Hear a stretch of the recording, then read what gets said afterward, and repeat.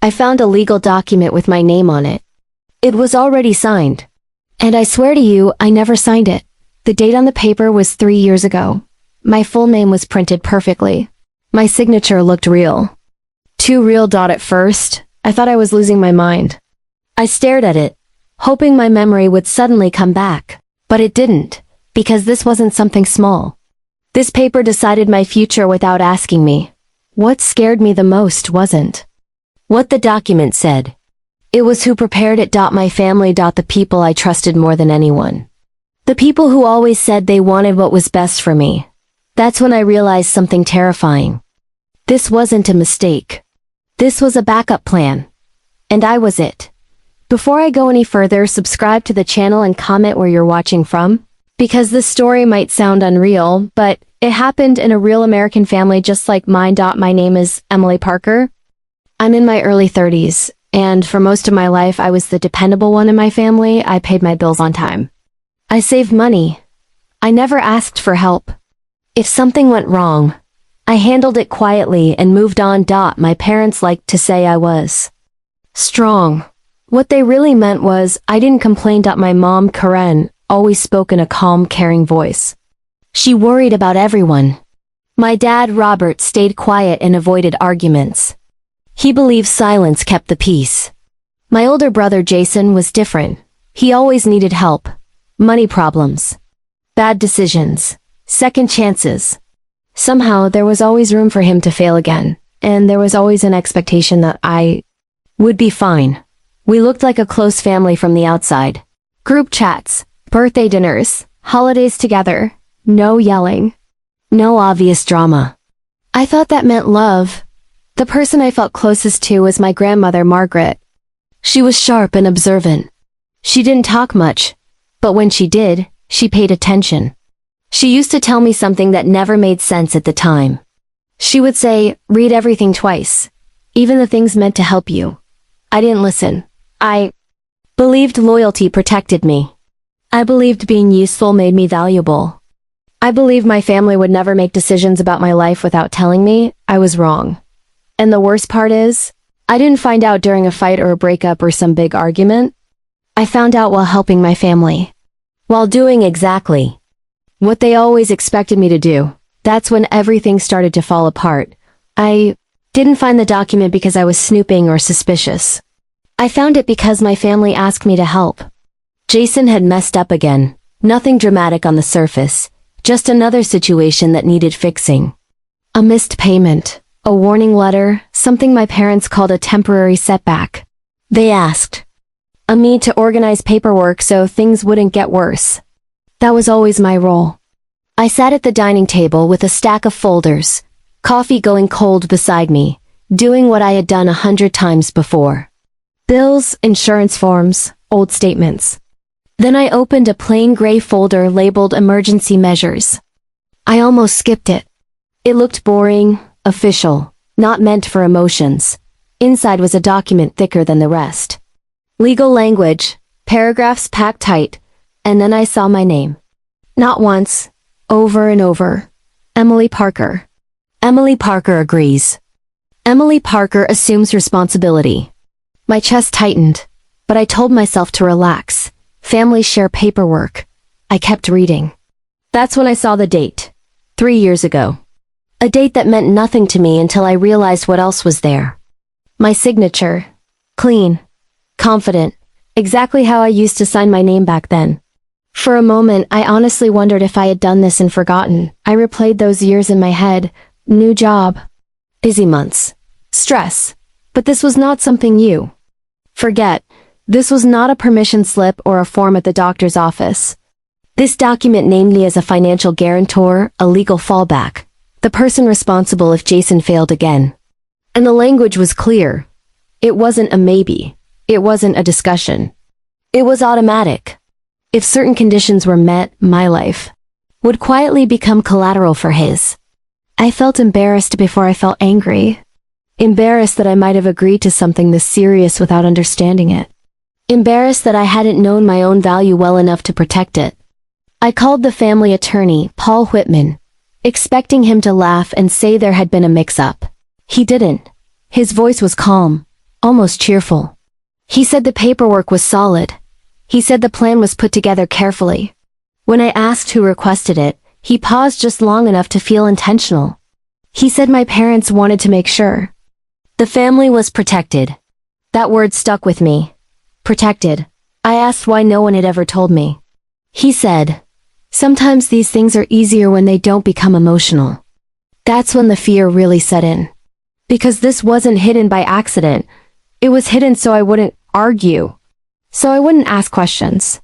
So I would keep being the reliable one, right up until the moment the plan was needed. I hung up the phone and stared at the paper again, realizing something that made my stomach drop. This document wasn't waiting for permission. It was waiting for failure.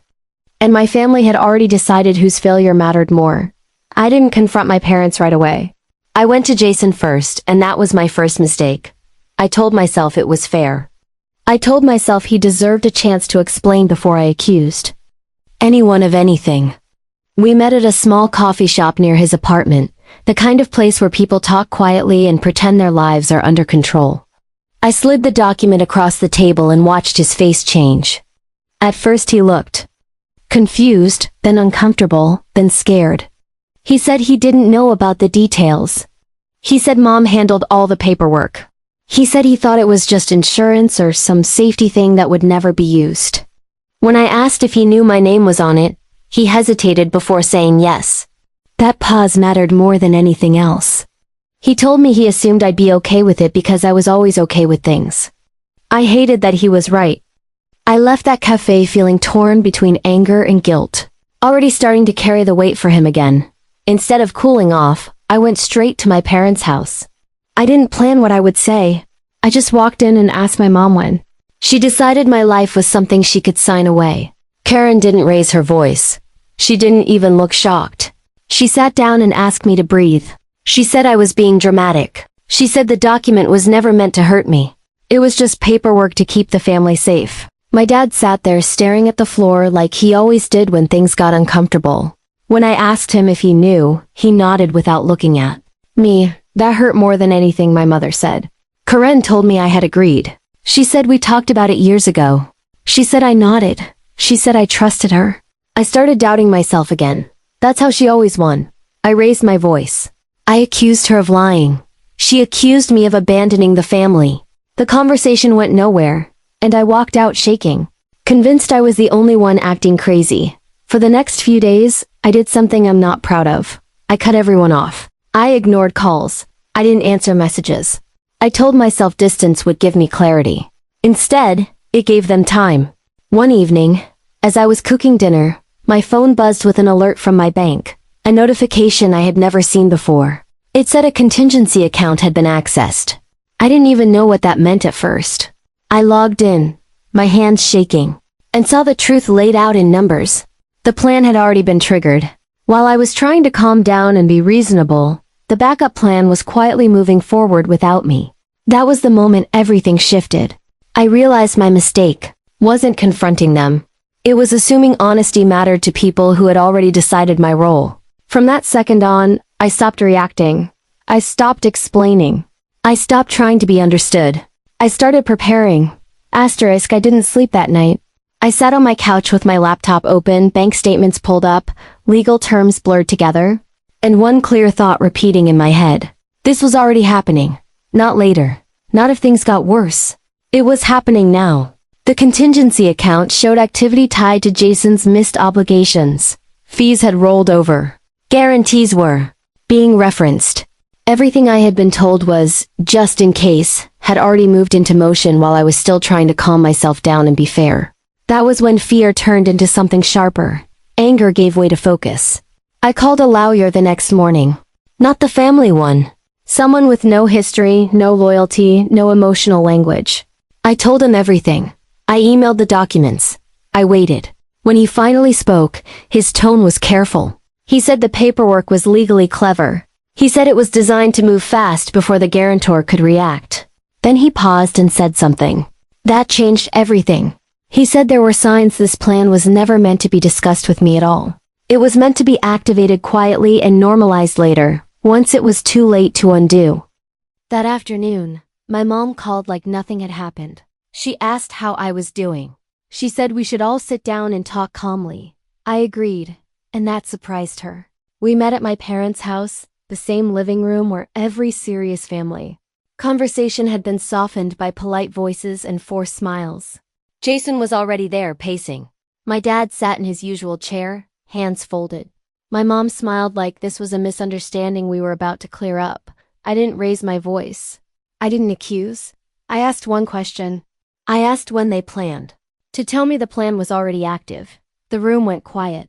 My mom looked at Jason. Jason looked at the floor. My dad finally spoke and said he thought it would be easier if I didn't know until things were settled. Easier for who was never answered. Jason broke first. He said he didn't think it would happen this fast. He said he thought he'd have time to fix things. He said he assumed I'd understand because I always did. That word again. Always. I asked him if he understood what it meant to quietly sign someone else's future away. He didn't answer. My mom stepped in and said families make sacrifices. She said I was strong enough to handle it. She said I had more than Jason ever would. That was the moment something inside me shut down. Not because I didn't care, but because I finally understood the math they were using. My stability was their safety net. My silence was their consent. I reached into my bag and pulled out another folder. My grandmother Margaret's handwriting was on the front. My mom's face changed when she saw it. That alone told me everything. I told them Margaret had left me instructions. Not advice. Instructions. She had suspected this plan years ago, when she noticed paperwork being moved and decisions being made without conversations. She knew I trusted my parents too much. She had recorded a message for me and left it with a separate attorney. In that message, she told me to never assume love and fairness are the same thing. She told me there were clauses buried in the contingency agreement that could be used against the people who abused it. Clauses designed to protect me, not them. I watched my mom's confidence crack for the first time. She asked me what I was talking about. I told her I had already filed the paperwork that morning. The clause was triggered, not the one they expected. The one that required immediate reassessment and personal liability for the initiators if the guarantor was never properly informed. My dad stood up like he was going to say something, then sat back down. Jason started panicking. He asked what that meant for him. I told him it meant the plan no longer pointed at me. It pointed back at the people who built it. My mom accused me of betrayal. She said I was tearing the family apart. I said the family had already decided who was expendable. I was just refusing to play my part quietly. The room felt smaller, louder, heavier. My mom asked if I was really going to do this to them. I asked her if she ever planned to ask me before doing it to me. She didn't answer. That silence felt like a confession. I stood up and told them this was the last conversation we would have about it. The paperwork would speak from here on out. I told Jason I hoped he figured things out, but I would not be his exit anymore. I told my dad that silence was a choice, even when it felt safer not to choose. I told my mom that love without consent is control, no matter how calm the voice saying it. As I walked out, my hands were shaking, but my chest felt lighter than it had in years. For the first time, the plan wasn't unfolding around me. It was ending because of me. The fallout didn't happen all at once. It came in waves.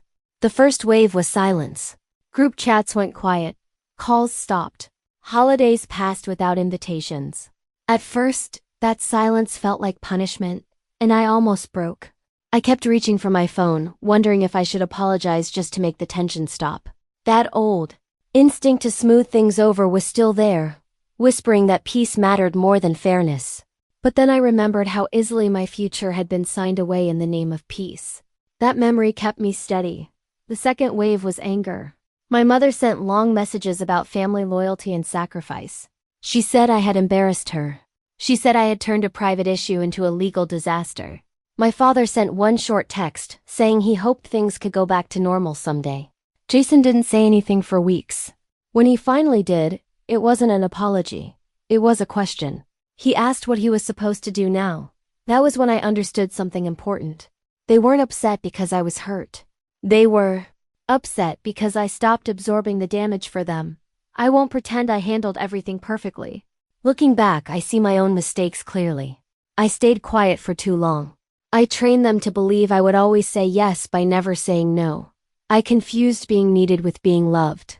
I let responsibility become my identity instead of my choice. Admitting that doesn't weaken my story. It explains why it lasted as long as it did. Growth doesn't come from pretending you were always right. It comes from recognizing the moment you decided to stop being wrong to yourself. Life, after the plan, feels different, quieter, more intentional. I check documents now. I ask questions. I take my time before agreeing to anything that affects my future. Some relationships didn't survive that change. Others changed shape. My grandmother was right. Protection doesn't always look like kindness. Sometimes it looks like distance. Sometimes it looks like paperwork. And sometimes it looks like walking away without asking for permission to leave. If you're listening to this and something in your stomach feels tight, trust that feeling. If you've been labeled the strong one, the reliable one, the one who will be fine, ask yourself, who benefits from that belief? Love should never require silence. Family should never make plans for your life without you in the room. And if they do, you are allowed to step out of the role they assigned you. I didn't lose my family the day I said no. I lost the version of them that only worked when I said yes. And I gained something better. I gained my future back. If this story connected with you, subscribe to the channel for more real stories like this. And comment below where you're watching from. Your voice matters here and you're not alone.